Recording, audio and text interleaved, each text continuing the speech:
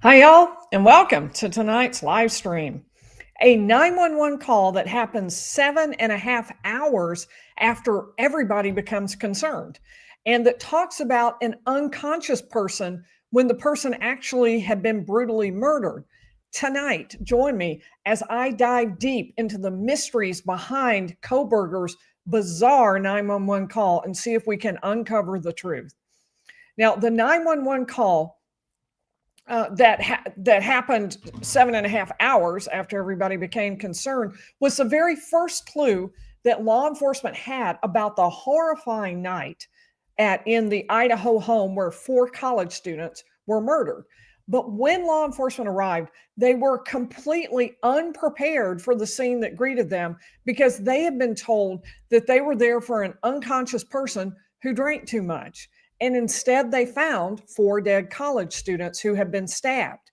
Kaylee Goncalves had been a roommate, but had recently graduated, left to take a job in another state. She was back visiting her best friend since childhood, Maddie Mogen, who still lived in the house. Kaylee and Maddie were dead in Maddie's room. Xana Kernodle was also one of the 5 girls living in the house. She and her boyfriend, Ethan Chapin, were found dead in or near Xana's room. 4 innocent college students dead in one night. It was astonishing, something Moscow, Idaho had never seen before. And the 911 call was emotional, but it did not prepare law enforcement for what they were about to see. And in fact, it raises a lot of questions about what exactly was going on. Tonight, we'll be analyzing the call and looking for clues about what was actually going on that winter morning, November 13th, 2022. Why does nobody seem to understand what has just happened? And we'll also ask the legal questions.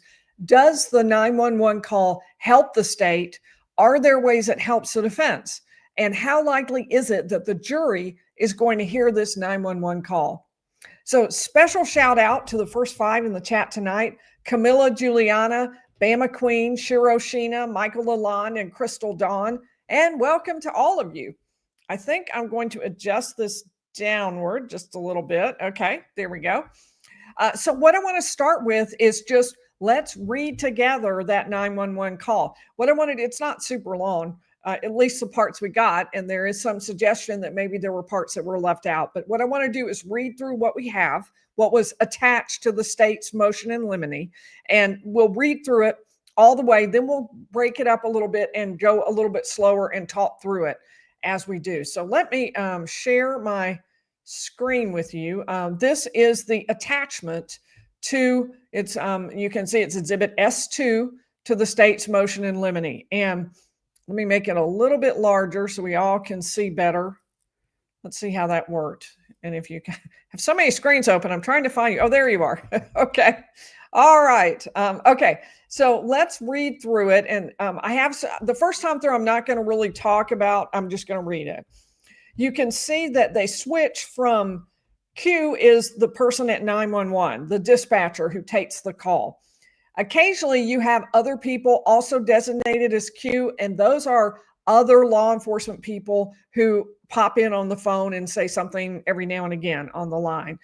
A is the first person to talk to 911. There's also A1, the second person, and there's A2, yet a third person, all of whom talk to the dispatcher that night, or it's actually daytime. So question, in other words, this is the dispatcher. 911, location of your emergency. And A says, hi, something is happening. Something happened in our house. We don't know what. We have, and the dispatcher, what is the address of the emergency? A, 1122. No, don't. Q, and meaning dispatcher, what is the rest of the address? A, oh, Kings Road. Dispatcher, okay, and is that a house or an apartment? A, it's a house.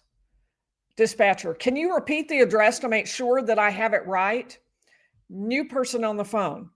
A1, I'll talk to you guys. We live at the right, so we're next to them. Dispatcher, I need someone to repeat the address for verification. And A1 says the address 1122 King Road. Dispatcher, and what's the phone number that you're calling from? And A1 turns to A apparently and says, what's your phone number? And there's talk back and forth. And then the dispatcher says, okay, and tell me exactly what's going on. And A1 says, one of the roommates who's passed out and she was drunk last night and she's not waking up. And the first person who had called 911 says, no, we saw, and the dispatcher says, okay. A1 says, oh, and they saw some man in their house last night. Yeah. A says, hi, and is back on with the dispatcher apparently. Dispatcher says, and are you with the patient? Okay, I need someone to keep the phone. Stop passing it around. A says, can I just tell you what happened pretty much? And dispatcher says, what is going on currently? Is someone passed out right now? And A says, I don't really know, but pretty much at 4 a.m., dispatcher, okay, I need to know what's going on right now. If someone is passed out, can you find that out? And A says, yeah, I'll come. Come on, we got to go check. But we have to, is she passed out? She's passed out. What's wrong? Dispatching Moscow Law Ambulance 4, and A says, she's not waking up. And the dispatcher says, unconsciousness, 1122 King Road. And a new law enforcement person says 70 is en route. The dispatcher says, okay, one moment. I'm getting help started that way. And A says, okay, maybe. And the dispatcher says something that's apparently unintelligible. 1122 King Road. All ambulance respond for unconsciousness. 1122 King Road. And another law enforcement person or emergency personnel pops on and says, I copy. Dispatcher, unintelligible again, 58. Multiple RPs on the phone advise saying the roommate on scene is passed out and not waking up. Believes she got drunk last night and unintelligible about a male being in the room with them. And another law enforcement says, or emergency says, something being around. Q, dispatcher says, that one I copy, about 20-year-old female unconscious trying to get further. Q1 says copy. Now we've now got a new person on the phone at the house. It says, new person says, yeah, it's, and in parentheses, they put Evan. I'm not sure what that means. But A also gets back on and says, okay. And the dispatcher says, okay, and how old is she? And A says, she's 20.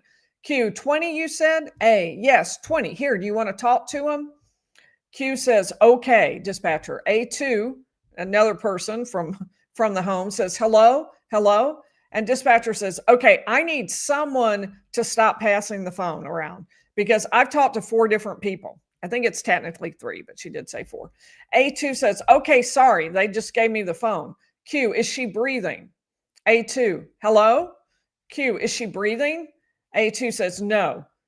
Dispatcher, okay. Q1, that's another, some kind of emergency personnel, unintelligible en route. A2 says, Bethany or Dylan, I need you to talking to them, okay? I can't talk to them. I need you to talk to them.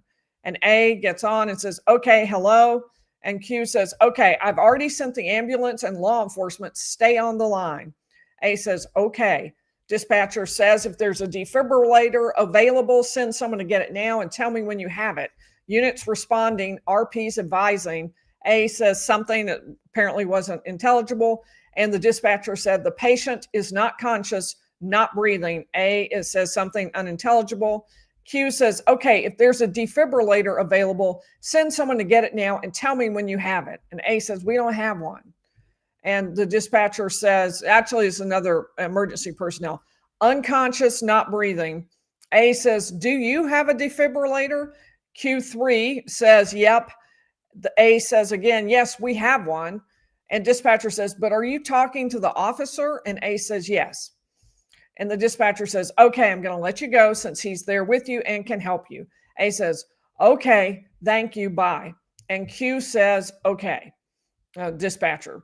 Then Q4 says Moscow 46 out. Q says copy.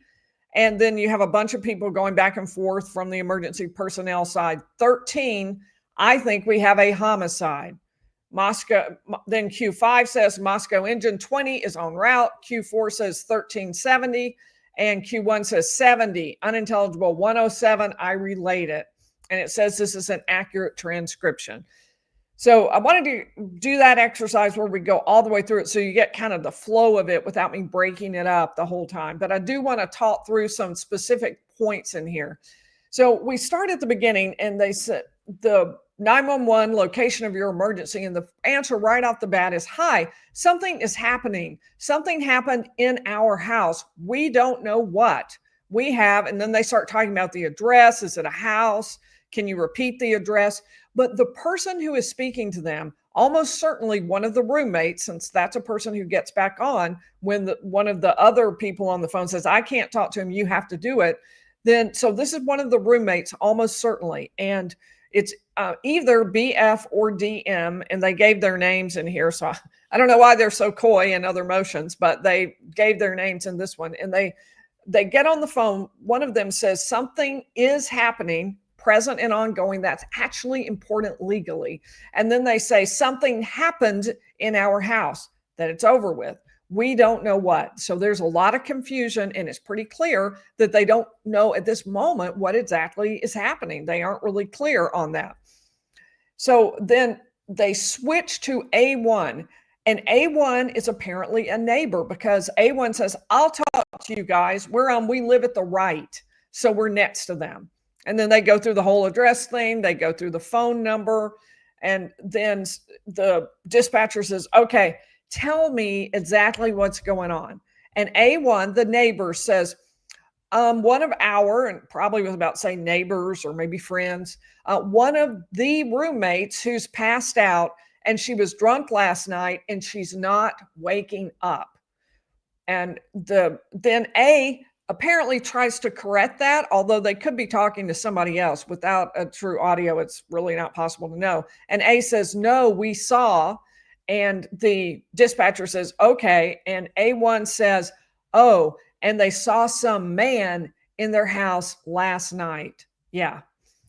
So that's going to be really important, because there's going to be a lot of question around whether that particular statement, they saw some man in their house last night, is going to come in. There's a good question about whether it should. I'll talk to you a little bit about that in just a minute, but just kind of earmark that one, because we're going to come back to that. Also, the part about one of the roommates who's passed out and she was drunk last night and she's not waking up, it's not really clear where that information is coming from. Who is it who's saying that the person was drunk? Who is it who's saying that this roommate is not waking up? And which roommate are they talking about? You're going to see that in the motion, the state stakes out which roommate it believes it was. It believes they were talking about Xana Kernodle. But there have been a lot of phone calls to Kaylee all that morning as well as the night before. So I'm not sure at all that's who they were talking about. Bottom line, this is also going to be controversial. It's also going to be considered one of the things that is going to be discussed about whether or not it's hearsay. So we'll get into that. Can I tell you? And they then ask, are you with the patient? Of course, there's not a patient. All four have been killed and there's no patient, but that's natural for the dispatcher to think about. Oh, it must be a patient. I need someone to keep the phone, stop passing it around. That's the first time, but it's going to happen again. It says, and here's where A, the first roommate, says, can I just tell you what happened pretty much? And if they had continued on with that, that probably would have been a hearsay problem, but they did not allow that. And the dispatcher says, what's going on currently? Is someone passed out right now? And even so, the roommate tries to go back. I don't really know, but pretty much at 4 a.m., the roommate really wants to tell the story of what happened. And I don't know if it would have come in, but it never really came out. It did come out, of course, with the police, and it will come in to evidence at the trial through the roommate herself. But in this particular point, that if they had gone into the details about it, it might not have actually come in evidence right here. So then you can see all the switching back and forth as everybody's coming. And again, you see that the dispatcher tells the people who are going to the scene, Believe she got drunk last night, and something about a male being in the room with them. So again, and also saying the roommate on scene is passed out and not waking up. So all of those comments are, again, giving everybody the impression that this is all about someone who drank too much and became ill from that, and they're just not waking up. So they think it's a medical emergency like that. Now, there's also both law enforcement and we'll get into that, but both law enforcement and medical personnel came. The state's going to make an argument around the fact that both showed up. So then they continue. I copy about 20-year-old female unconscious trying to get further. They ask how old the person is, and they say 20. And that may be why the state is convinced that this is about Xana Kernodle, because I think she was 20. I think Kaylee may have been a little bit older, but I'm not sure how old she was. But that may be the point at which they think that. All right. So, and they ask, is she breathing? And A2 says no. And nobody is suggesting CPR or anything, I guess, because law enforcement and medical personnel will be there so very quickly. And there's then the A2, the neighbor, says, I need you to talk to them. I can't really handle this. I can't do this. I'm not one of the roommates. So A gets back on the line. There's more talk about a defibrillator. There's, again, the comment, the patient is not conscious, not breathing, because that's what the dispatcher thinks is the problem. There's more talk about the defibrillator, more talk about the person being unconscious and not breathing. Again, that's what medical personnel think is the case. And then they say, okay, everybody's there. I'm going to let you go. So those are the parts I think that are going to be most important. Let me see if I can make that smaller. That's way too big. I'm not going to be able to see you. Okay, there we go. All right, so that is sort of the 911 call, and it leads to all kinds of questions. First and foremost, but before we get into what some of the questions are, let's talk about some of the things that we learn about the crime from this 911 call and what we learn about what happened there in the home that early AM. And let me say a special shout out to Lindsay Bay, who is a new member. I'm so glad, Lindsay. That's fantastic. Thanks for joining us. And Mama Pinks is saying happy birthday to Bethany. Bethany, happy birthday tomorrow. Special shout out. So glad you are joining us the day on your birthday eve. So thank you for being here. So I'll go ahead and pull this out and just talk to y'all for a minute. So about what kind of we can see and learn from this. One of the most important things about this call is when it was made. And interestingly, the state doesn't put that anywhere on the exhibit. Now, we know that from some other context that it was probably made about 11:58, right before noon on the 13th. That's critically important because it's not when you would think the call would have been made. We looked at some of the, let's add that back to the stage and take you to the timeline that we did. I'll have to pull that up. Give me just a second. Here it is. I'll just share a different screen with you. Stop that screen, add a new screen. There we go. Okay. So hopefully you can see that. Yep, good. And I'll make this a little bit bigger there. All right. So we talked about the flurry of text messages last time that went between the roommate on the second floor who survived and the roommate on the first floor who survived. Now, two roommates on the third floor were both killed. One roommate on the second floor was killed along with her boyfriend who was visiting. So 4 people in the house were killed, but 2 remained alive.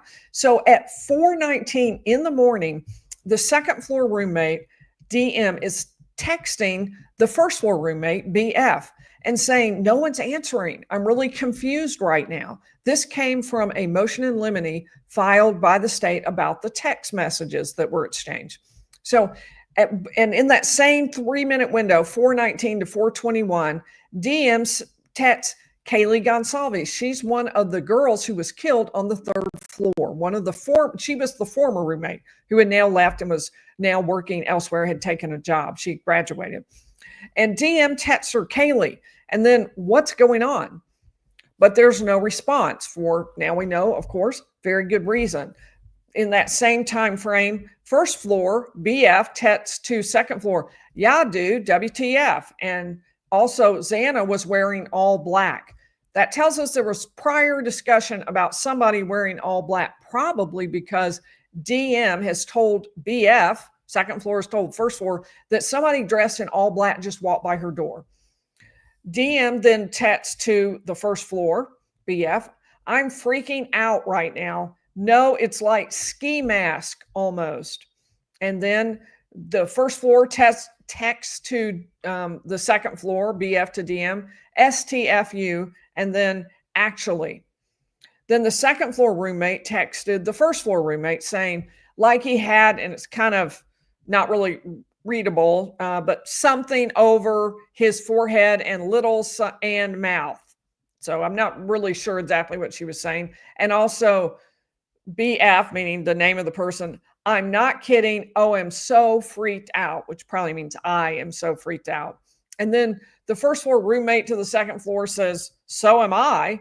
Second floor says to first floor, my phone is going to die. F. They talk about how the girl on the second floor is supposed to run down to the first floor to be with the other girl because she's really frightened. And you can only imagine how terrifying that would be. And it does seem that she probably did that. But the key I want you to notice is all this text messaging goes on and abruptly stops. The last one is at 4:32 when presumably the girls fell asleep and they are now no longer texting each other. And then they start over again at 10:30 in the morning. So nobody calls 911 at that time. Then at 10:23, the texting begins again, at least the part we've been given in terms of what is actually in the motion. And DM texts Kaylee Goncalves again, one of the victims, but she doesn't know that, and says, please answer. Then texts that twice. And then, text that first thing in the morning, and then texts Maddie Mogen, also on the third floor, and says, are you up? Then Goncalves, are you up? And then about an hour later, a little bit more, texts her father. And it's another about 20 minutes, 19 minutes until they call 911. So we believe that the call was placed about 11:58.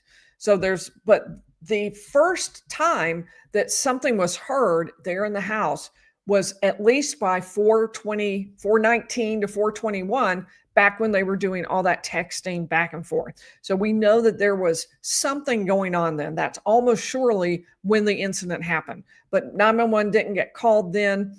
And even when the girls aren't answering at 10:23. So probably to me, that suggests the roommates don't really think that they have no idea what they heard, but they are afraid enough to want to be together, and they're afraid enough not to want to go out or to go up to investigate.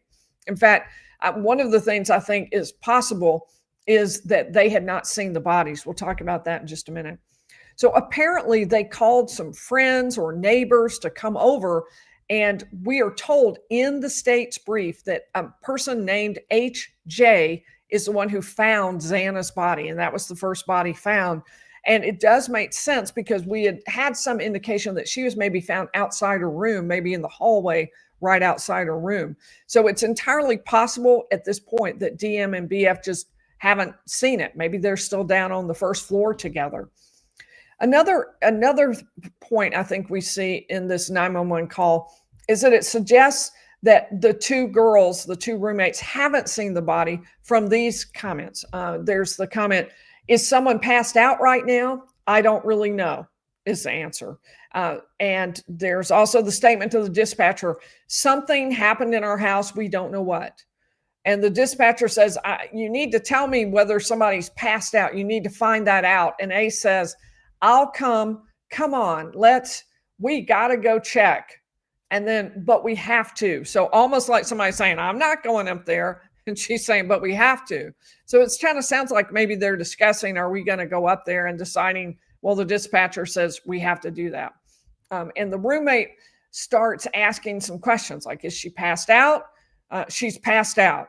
Answering, I assume, to the 911, yes, she's passed out. And then says, what's wrong? but it still sounds like she's maybe not present, not actually seeing the body. That actually will be important legally too. According to the brief that a third point I think we can get from this 911 call is that we know, and really this comes more from the brief that we got from the government, the specifics, that there were 4 people present that morning, 2 in addition to the roommates. Those are the ones named in the government's brief. We're going to look at that in just a second. We were told that the roommates, DM and BF, are there, that HJ found the bodies, and that someone named EA was present. I'm not sure whether HJ or EA was the person they called A1 who said, I live on the right next to them. I'm guessing EA, because if HJ found the body, he probably had gone to go do that. So the fourth thing I think we can tell from this is that they tell the dispatch that she is drunk and passed out and unconscious, or was drunk the night before. They don't ever say this, that she's bloody, she's been stabbed, that she's been murdered. None of those statements get made. And some examples of that are A1, the neighbor, says, one of the roommates who's passed out and she was drunk last night and she's not waking up. And she's passed out and she's not waking up. And the dispatcher treats it that way. So do the emergency personnel who are on the way. And so the dispatcher says, dispatching Moscow Law ambulance for unconsciousness. And all ambulance respond for unconsciousness. Multiple RPs on the phone advise, saying the roommate on scene is passed out and not waking up. Believe she got drunk last night, and something about a male being in the room with them. Then they also say the patient is not conscious, not breathing. So all of those things make it sound as if nobody has any idea about the level of trauma that was endured by these 4 students. And the fifth thing I want to point out is that it's immediately apparent to law enforcement the minute they see this that it's a homicide. And I find that really strange, because the people on scene had no idea. And suddenly law enforcement arrives. It's like, yep, that's a homicide. That's one of the, immediately they've just gotten there and they say it's a homicide. So we were asking the question when we talked about this on Wednesday about why didn't they call 911 earlier? And why did they talk about the roommate not waking up and being unconscious? Because something like multiple stab wounds ought to be pretty apparent. And so we talked about various ideas. Well, maybe she was wearing dark clothing that hid it. Somebody suggested maybe the room door was locked, so they couldn't get in there. They hadn't actually been into the room. Maybe there wasn't all that much blood. We talked about various things. But when the first responders get there, it's immediately apparent to them. Someone says, I think we have a homicide. It's like very quick. And they aren't thinking, oh, it could be someone passed out from over drinking. It could be someone who overdosed, but that is not what they're thinking. So that does fit with some of the stories that were circulated earlier. I don't know for sure that they're true, but for example, Fox had an article, Fox News did, about the title of it was University of Idaho Murders, Blood Seen Oozing from House Amid Reports of Previous Threat. And it showed some actual trickles, and that was their suggestion that they said that was from the house. Well, that would be a tremendous amount of blood, and therefore it's hard to imagine that somebody wasn't noticing that right away. So we don't know for sure that the photograph that Fox News had is real. It is, after all, part of the story is not correct, because they say amid reports of previous threat, and I have not heard about that. Certainly it's been the case. We've been told that there had not been contact between Bryan Kohberger and any of the students before this. So at this point, we don't know that second part of it is true. So I don't know for sure the picture is right, but it still gives you an idea, I think, that at least at the time, some people were saying that it was a pretty significantly terrifying scene. So you can go in several different directions from the idea that law enforcement could tell right away this is a homicide, and that no one else was talking about that when they were talking to 911. One place you can immediately go is this is a conspiracy, and the roommates are in on it. The roommates are the ones, or at least part of this conspiracy. I think that's a pretty harsh conclusion with no evidence that I know about. So you can also just guess that the roommates never went to the room, that they never saw the bodies because they were afraid to do that. They called these probably guys over and said, you go check that out. And one of them went and said, yeah, we're calling 911. And that was as far as they got, that maybe he didn't explain it anymore to them. So I want to talk now a little bit about whether or not this 911 call is going to come into evidence. The News Nation, Ashley Banfield, said that she had actually heard part of this. She played a little clip, although then they pulled it down. But the clip that she said was extremely emotional, that the girls sounded very terrified. So that would obviously make a huge impact on the people in the courtroom, on the jury. Is it going to come into evidence? That's a very important question. I want to talk about that next and actually look at the document filed by the state. They're arguing, yep, this ought to come in evidence. So let me pull that down and add the document back to the screen and flip over to, oh, wait, got to get rid of that document and add the new document to the screen. Okay. There we go. That's at least the right area. Or is it? Yep, that's it. All right, we're in the right spot. So we're just going to head up to the top. This is the motion, and they attach the 911 call to this motion. But I want you to hear what they're asking and why they're asking for it. And we're going to talk about how much of this they'll get in. Will they be able to play it for the jury? So they admit up front that the statements on the 911 call are hearsay. So they're admitting that. And as we all know, hearsay can't come into evidence unless it falls within one of the exceptions. And they're admitting that the statements on the 911 call are hearsay. It's interesting because later they're going to say that the prior judge ruled that this is not hearsay. But right here, they admit it is hearsay. And they say, but we think it fits within one of the hearsay exceptions. This is exactly, these are the exact exceptions we talked about just, 3 or 4 nights ago on Lori Vallow Daybell. The exact ones. Y'all are becoming experts on this. You will be hearsay experts really quickly. So, okay, 2 exact ones. These are from Idaho, not from Arizona, like Lori Vallow Daybell. Number 1, one exception is the present sense impression. A statement describing or explaining an event or condition made while or immediately after the declarant perceived it. And let's get a little explanation what that is. You can just drop down below it. So if it's going to be a present sense impression, something that's an exception to the hearsay rule because it's somebody's present sense, then first of all, the declarant must have personally perceived the event described. So that's exactly why I say when the young man said they saw a man in their house last night, I don't think that fits within that because he didn't personally perceive that. He did not personally see anybody in the home. But that's the first thing. The person doing the talking, giving the statement, must have personally perceived what they're talking about. They have to have seen it themselves. Number 2, the declaration must be an explanation or description of the event rather than a narration. And you can fight all day over that one. And number 3, the declaration and the event described must be contemporaneous. It was, I think, immediately thereafter in Arizona, but the same concept there. These have to be happening at the same time. So you can't, if you then are taken down to the police station and 8 hours later you give your statement, that's not a present sense impression. It's somebody actually describing what's happening as it's happening in the moment, and or at least pretty darn close to the moment, and they have to actually be seeing it. So that's the first one. The second exception is excited utterance, a statement relating to a startling event or condition made while the declarant was under the stress of excitement that it caused. And then they're going to break this one down too.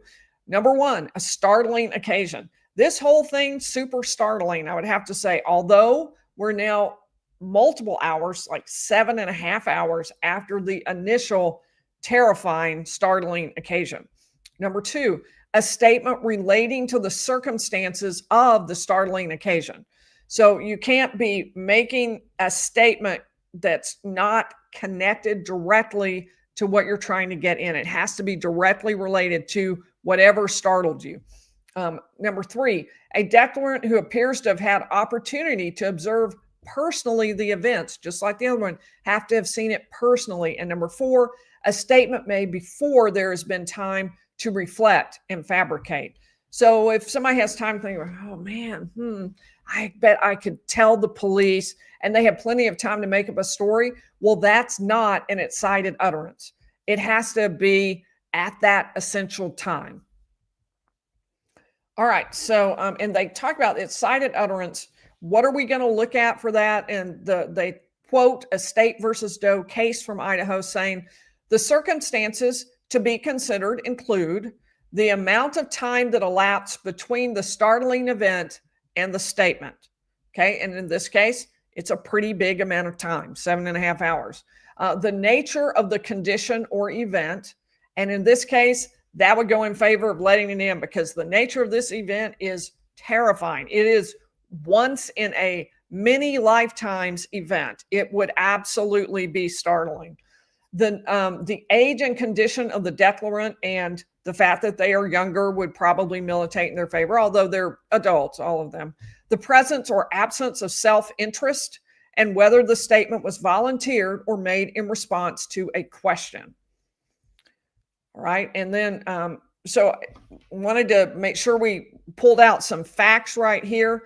HJ located the unresponsive body of Xana Kernodle and informed BF and DM, the roommates, to call 911. So they already have been told by HJ about whatever he told them. We aren't really given a lot of information, but for sure they knew unconscious. EA was present at the time. All declarants personally perceived the event, i.e. Kernodle being unresponsive. So they're saying, okay, that's interesting because it's saying that they all saw Xana Kernodle unresponsive. So that's important. The majority of the declarations were describing to dispatcher Carolina Calvin what they were perceiving, i.e. present sense impressions. Those statements relate to Kernodle being passed out and not waking up. The declarations were made immediately after HJ discovered Kernodle's body. And the statement regarding, wait, where did it go? The statement regarding a person being in the home is in direct, and they're going to go straight to a couple that are real controversial. And I'm going to talk about one they don't even talk about. One is the statement regarding a person being in the home. And they're saying that's in direct response to why Kernodle might be passed out. But those are really far apart. I can see a court saying, no, I'm not going to let that one in. All statements are made while the declarants are processing what is happening and were made before an opportunity to reflect and fabricate why Kernodle is unconscious. But in fact, they talked about the fact that she had been drinking because that's one of the first things the neighbor says is she was drinking the night before and she's unconscious. So there are two different narratives that are going, one in the direction of she's been drinking and the other being made by the state here about the man who was in the house. We do hear one of the roommates say, no, something. And then we hear the neighbor say, and they saw a man in their house. So both are being discussed. And they throw in here that Judge John Judge, the prior judge in the Moscow, as opposed to the one who will now be hearing the case in Ada County, has already ruled that the 911 call is not hearsay, i.e. not offered for the truth of the matter asserted. And even if deemed hearsay, the exceptions for present sense impression and excited utterance apply. I'm not really sure how I don't really see how it's not hearsay at all, although I understand their arguments about the exceptions.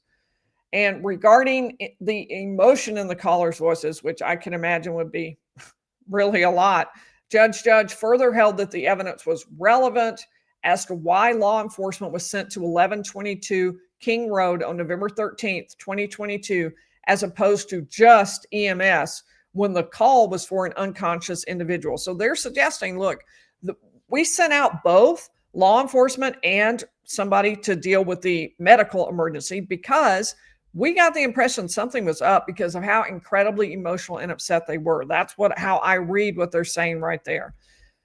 They say the statements made on the 911 call are admissible regardless of whether or not witnesses testify, which is really a very surprising statement because I had understood that the roommates are going to testify. So I think they have to testify. I don't see how they could conceivably not testify.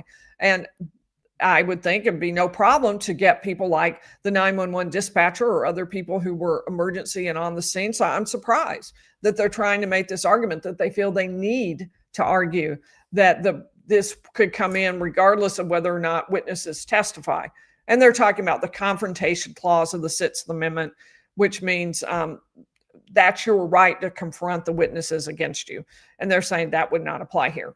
So let me pull that out. And I want to talk a little bit about the parts that I think may not come in evidence. I think the judge will probably rule that for the most part, the 911 call is going to come into evidence. But there are a couple of things. The first is the neighbor saying one of the roommates who's passed out and she was drunk last night and she's not waking up. Now, everybody seems to be talking about Xana, and that's what the state writes in its brief. But they aren't talking about Kaylee. So that's what the motion says. The motion says the statement regarding a person being in the home is in direct response to why Kernodle might be passed out. So I don't know what evidence there is that Xana was drinking the night before. And there could be tons of evidence. But I also don't know if this particular neighbor, the one making the statement, has any personal knowledge of it. And that's going to be the test, not whether or not anyone has evidence that she was drinking, but whether or not he does, as to whether that statement comes in, whether or not it's personal knowledge. So I also don't know if any of the parties really believe that's important to their side or would hurt their side. It may be that in terms, nobody will object to that because it doesn't really make a difference in terms of which side wins in the case. So then the other comment, I think, and they're one of three, is the comment that where they said they saw some man in their house last night. That's hearsay within hearsay because the neighbor is saying someone told me, and then the neighbor is telling 911. So we got 911, neighbor, and the person who actually saw it. I really think they're going to have to bring the roommate to talk about that because each of those pieces have to be admissible for the hearsay within hearsay to come in evidence. So I can certainly see where the statement from the roommate to A1, that could be an excited utterance. There was a man in my house last night. It would be better if it were closer to the time, just as there was that statement within the rule that I read to you. But clearly, given the magnitude, they're still going to be very, very excited over that. And excited is not a positive sense. Excited in the sense of stressed, really over the top emotional about it. But then when the speaker repeats that to 911 and the neighbor was never under the stress of having seen this person, the neighbor never saw that person, then I don't know. I'm not sure that will come in. Then there's also the third one. I don't really know, but pretty much at 4 a.m., that's where one of the roommates starts to say, pretty much at 4 a.m. and says, I want to tell you the story. That never actually ended up coming out. It was interrupted by the dispatcher. So that may be something, that may be a non-issue because I don't think they ever really got into that story. It might have created a problem if they had. So there was, as I mentioned earlier, Ashley Benfield had a longer version of this, which has mostly been pulled. There are some little clips still around about it. But it seemed to her, she said that some parts were different. And News Nation said at the time it had authenticated that. So I don't know if we will hear more or different things when it comes to trial. This is what we have that's attached to the motion filed by the state.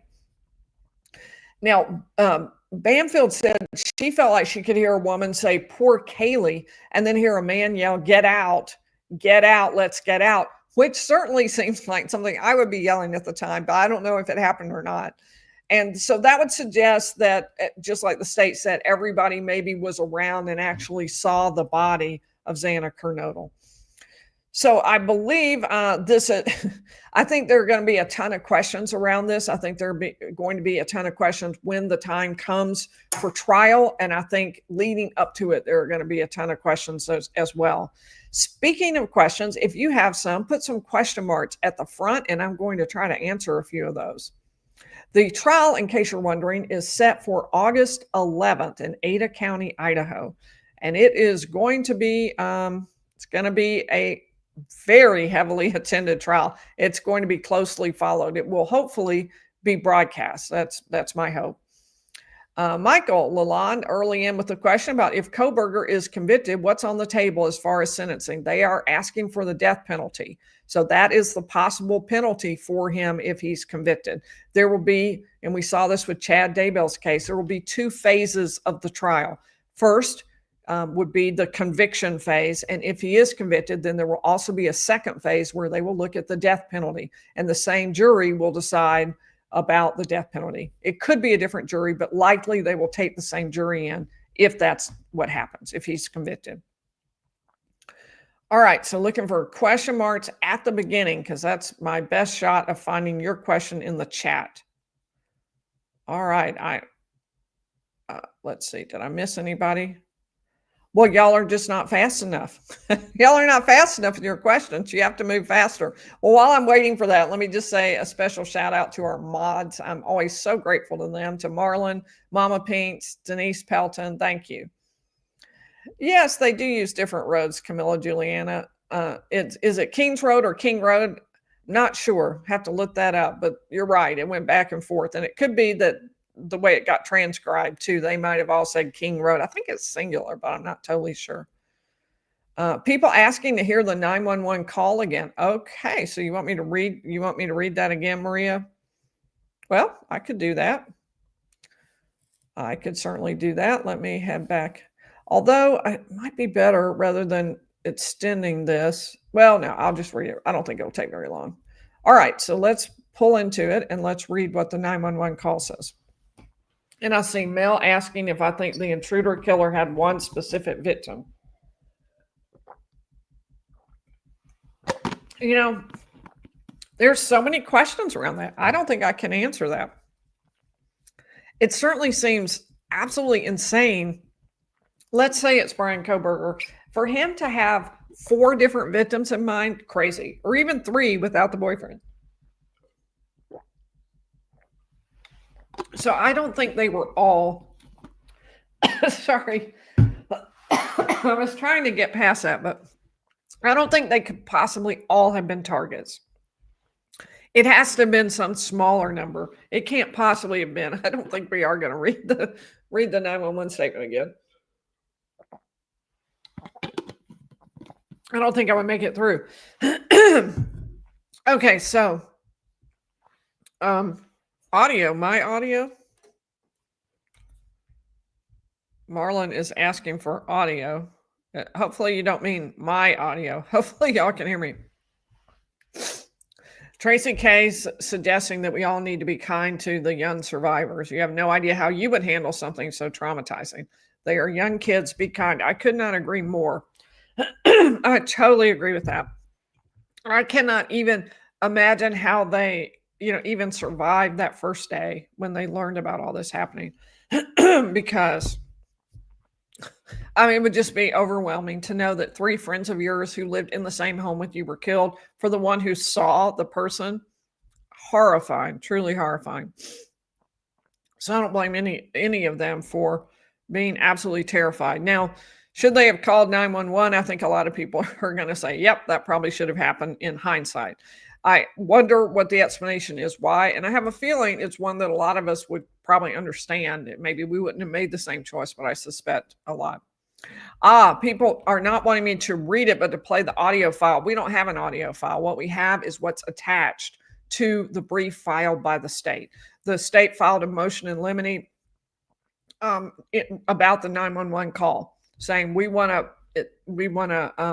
entire audio has been released. Well, that's great. That would have been a lot easier than reading through it. It would certainly be a lot better. Thank you, Mama Pinks. I appreciate that. That would certainly have been a lot better than reading all that. And definitely, given my voice right now, it would definitely be better. So we will look for that. But I think that without question, but as far as what I was reading, I'm looking at the exhibit that was filed by the state. All right. Well, having lost my voice, I think we're going to call it quits. I will see you all Monday at 7 p.m. Eastern, and I look forward to it. I will see you then.